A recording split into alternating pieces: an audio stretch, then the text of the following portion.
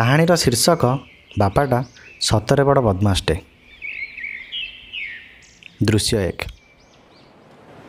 ରାଜଧାନୀର ଏକ ବିଳାସମୟ ବଙ୍ଗଳା। ବଙ୍ଗଳା ବାହାରେ ଅପେକ୍ଷାରତା ଜଣେ ତରୁଣୀ, ନାଁ ତା'ର ରାଣୀ। ଅଧୈର୍ଯ୍ୟ ହୋଇ ଗେଟ୍ର ଏ ପାଖରୁ ସେ ପାଖକୁ ବାରମ୍ବାର ପ୍ରଦକ୍ଷିଣ କରୁଛନ୍ତି ମ୍ୟାଡ଼ାମ୍।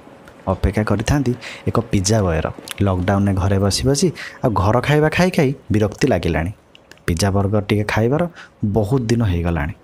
ଘରେ 10 ପ୍ରକାର ତିଅଣ ହେଲେ ବି ତାହା ରୁଚୁନି ଆଉ ରାଣୀକୁ। ସେସବୁ କ'ଣ ବାହାର ଖାଇବା ସହ ସମାନ ହେଇପାରିବ? ଶେଷରେ ସହରରେ ଖାଇବା ଡେଲିଭରି ଆରମ୍ଭ ହୋଇଛି। ରାଣୀର ଖୁସି କହିଲେ ନ ସରେ।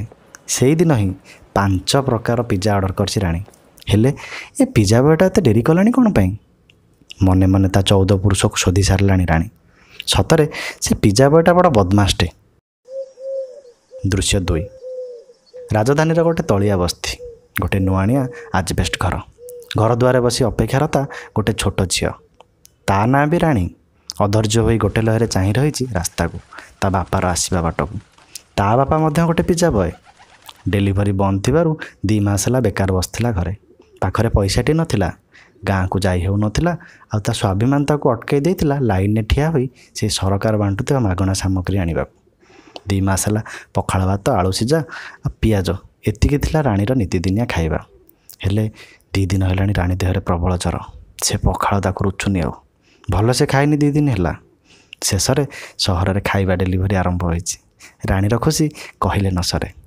ବାପା ଆଜି ତାକୁ କଥା ଦେଇ ଯାଇଛି, ଆସିଲା ବେଳେ ତା ପାଇଁ ଭଲ ଖାଇବା ଗଣ୍ଡେ ନେଇ ଆସିବ। ହେଲେ ବାପା ଏତେ ଡେରି କଲେଣି କ'ଣ ପାଇଁ? ଭୋକ ବିକଳରେ ବାପାକୁ ମନେ ମନେ ବହୁତ ଗାଳି କରିଛି ରାଣୀ। ସତରେ ବାପାଟା ତା'ର ବଡ଼ ବଦମାସଟେ। ଦୃଶ୍ୟ 3। ସେଦିନ ବିଳମ୍ବରେ ହଉ ପଛେ ଗୋଟେ ରାଣୀ ପାଖକୁ ପହଞ୍ଚିଛି ତା ପିଜା ବୟ। ହେଲେ ଆଉ ଗୋଟେ ରାଣୀ ପାଖକୁ ପହଞ୍ଚି ପାରିନି ତା ପିଜା ବୟ।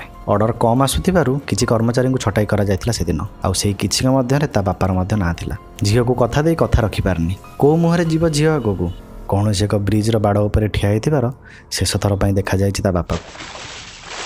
ଆଉ ସେପଟେ କୁନି ଝିଅଟି ମନେ ମନେ କହି ଚାଲିଛି, ସତରେ ବାପାଟା ବଡ଼ ବଦମାସଟେ।